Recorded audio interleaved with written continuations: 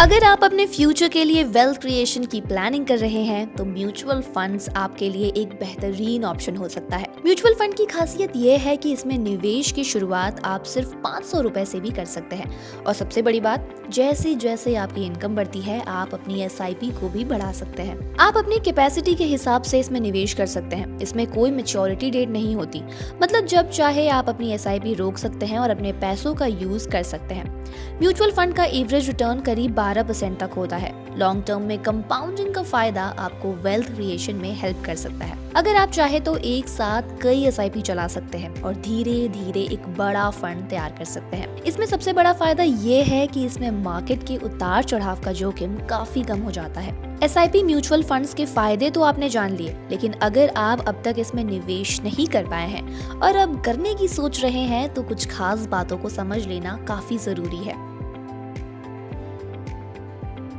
Mutual fund को manage करने के लिए आपके निवेश से एक्सपेंस रेशियो के रूप में चार्ज लिया जाता है। दरअसल एसेट मैनेजमेंट कंपनी यानी AMC फंड डिस्ट्रीब्यूशन और मार्केटिंग का खर्चा उठाती है।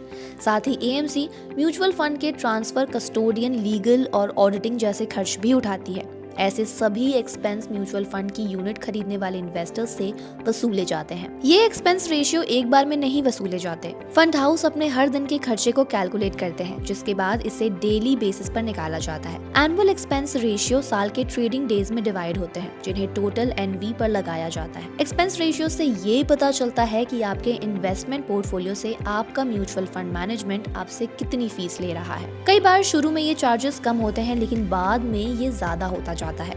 अगर आप निवेश में कोई चार्ज नहीं देना चाहते हैं तो आपको म्यूचुअल फंड में निवेश नहीं करना चाहिए।